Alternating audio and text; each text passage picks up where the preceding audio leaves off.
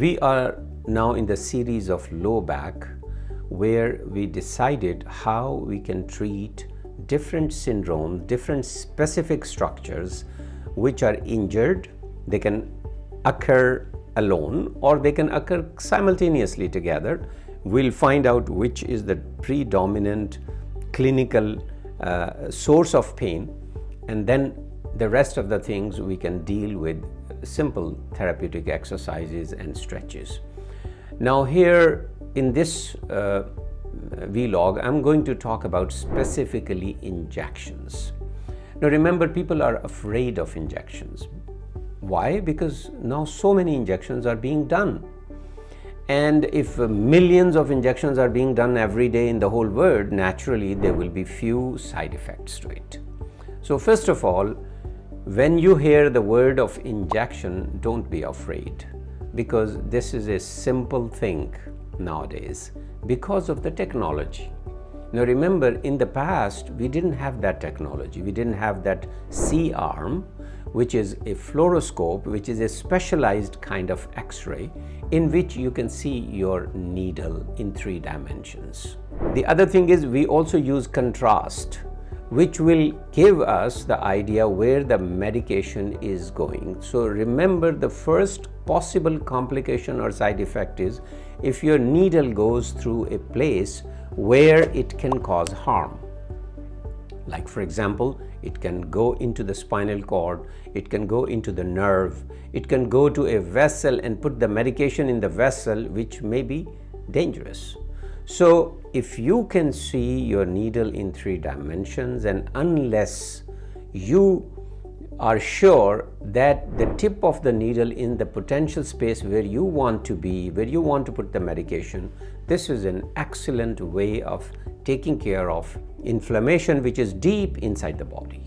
So actually using injection is superior in few ways to using the medications, because the medication you have to use in a big amount, in a large amount. You will going to bombard your body with that anti-inflammatory medication or steroids, and that will affect so many systems. But when you talk about injection, a very small amount is taken and put where it is acting locally. So that's a big advantage of it. Now the disadvantages can be mitigated or minimized by making sure that the person who is injecting is expert on that. He knows the anatomy very well of that area. He knows when he's entering from the skin till its destination, he knows what is coming on the way. Then he knows how to use the fluoroscope properly. The fluoroanatomy is different than the anatomy, because the X-rays, when they go in a vertical position, that's what the picture is. So it is possible that if you don't know really how to see in the fluoroscope what you're looking in your back, you may injure something else. Then the third thing you also have to know, other than anatomy and fluoroanatomy, you also have to know how to maneuver the needle. Because the needle, sometimes the person is very big and the needle does not follow your instructions or your maneuverability. That your skill of maneuvering the needle is another skill you have to have in order to have a safe injection. So other than the expertise of the person who is doing the injection, you also need to have the person's specific problems. For example, if a person has a bleeding problem, no matter how skillful you are, you can injure a blood vessel and there's no way to stop that blood. So make sure the blood thinners are stopped. And sometimes there are some unknowns in a person. Similarly, the people can have a very hyperactive sympathetic system, and a mild sedation is necessary, otherwise they can go into vasovagal syndrome. The heart rate suddenly thinks because of the threat stops, and that can cause the problem. The blood pressure goes down. Also the medication can get into a vessel, and that can also cause some problem. However, all these things can be minimized if the person who is doing the procedure properly screen the person for all these things, give proper instructions, make sure that the person is comfortable with the procedure, explain all these side effects to the patients, have an informed consent about that. Of course, things could happen. Nobody is going to guarantee that everything we do in medicine is safe. Even the medication you take orally is not safe. But safety part has to be explained to the patients, that what are the advantages, what are the limitations of these injections. Now, these injections are not all treatment.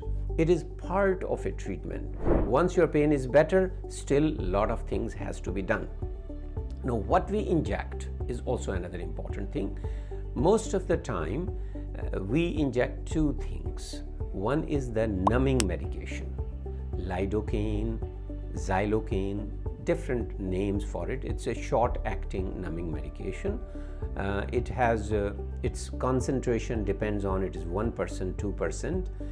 It has the ability to numb the nerve root or the area you get into there. Now, this is very useful because it breaks the pain cycle. So in the low back, when we numb it, disadvantage is when the person wakes up from sedation, he feels numbness in his legs. Don't worry, it will get better. Similarly, the second part is the glucocorticoids, the steroids we call it, or cortisone we call it. Now, there are different kind of steroids, but most common use is triamcinolone. Now, triamcinolone is an intermediate acting steroid. There are short acting, intermediate and long acting steroids. Most people like triamcinolone. So, the advantage of steroids is it's the strongest anti-inflammatory medication available. So it clears the inflammation. Now, the disadvantage of these steroids is because it temporarily increases the white blood cells. It temporarily increases the glucose in the blood. So if a person is diabetic and is already on his diabetes is uncontrolled, that can cause a problem. However, these problems are very transient. In few weeks it's get better. And if you are diabetic or you have a glucose sensitivity, make sure that you are more like careful about how to eat, what to eat. Don't eat too much sugar, which is advisable anyway. Actually, it gives you a better discipline if you're going through these injections. Now, there are many other small side effects of these steroids. It can increase your ability to eat. You feel more hungry, and as a result, you can put on some weight. Now, the moment you mention that you can put on weight, especially the ladies, they say, no, we don't want injection. Now, remember, this is a very transient side effect. It may not occur, and if you have a discipline little bit better, you can control it, especially if you know it, that in these days you might feel more hungry, so it's better you eat more salad or somehow find it, because what is the other option? Live in pain. If you are living in pain, that can cause depression and you end up eating more and having more weight. So remember, we have to always weigh the benefits and risks of any particular things in medicine. So don't be hesitant only because of that. Some people with steroids, even though it's a small dose, can have problem. They become stimulated, they feel euphoria, and they cannot sleep at night. Again, this side effect is also very transient. Another significant side effect which I would like to mention is increasing the periods among the young women. Remember, the periods or menstruation is an annoyance for some ladies, especially if it is prolonged or it becomes irregular. So make sure that you know about it.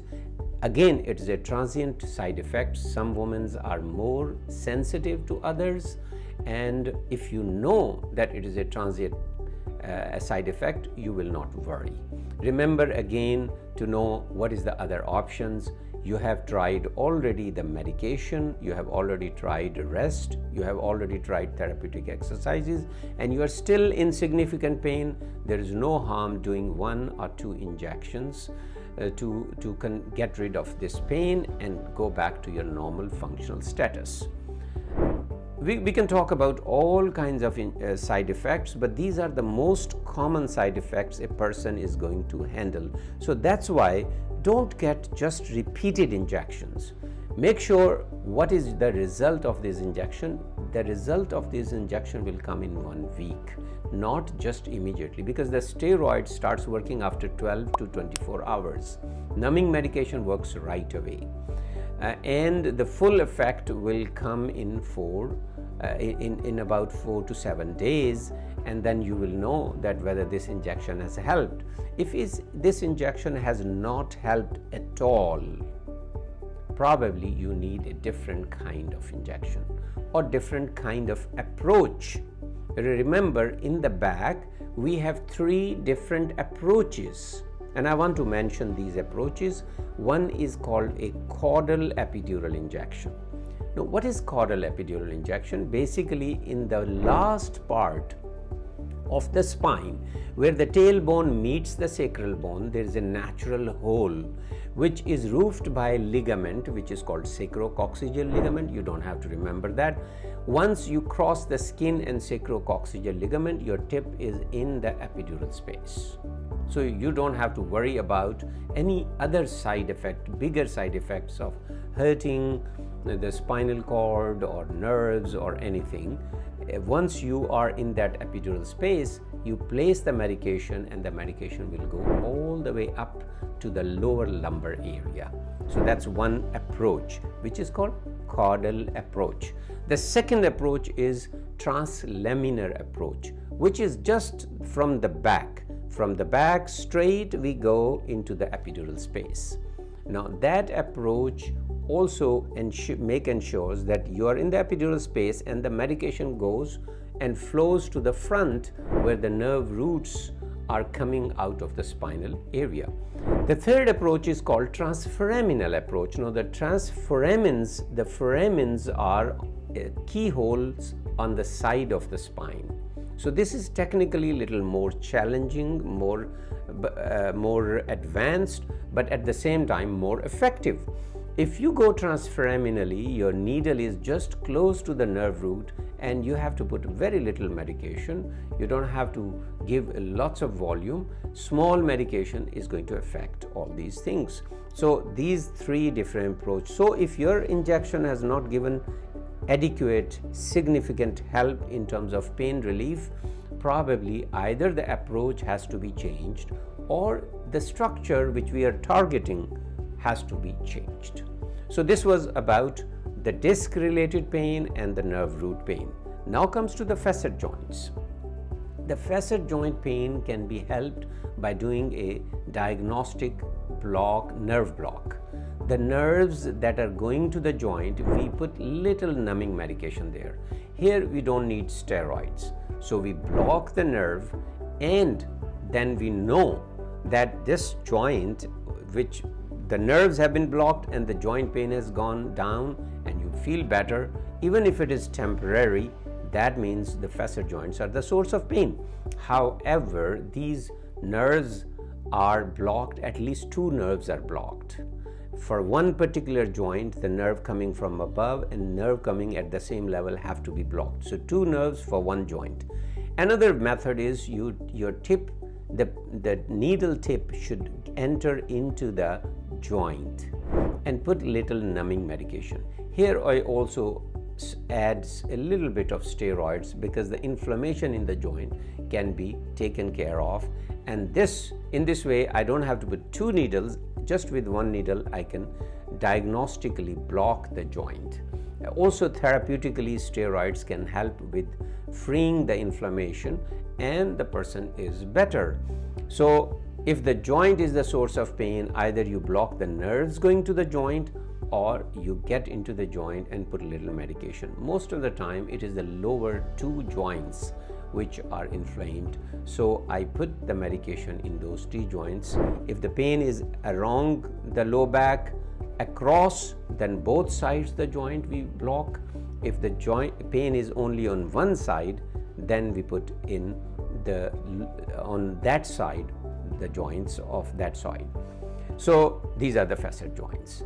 Again, the injections are means to another end, and the end is once your pain is better, you strengthen the core and you make your joints flexible in the lower extremity, in the legs, in your hip, in your knee. Make the muscles more flexible by stretching them, and make your core very strong, and now you can prevent chronic pain.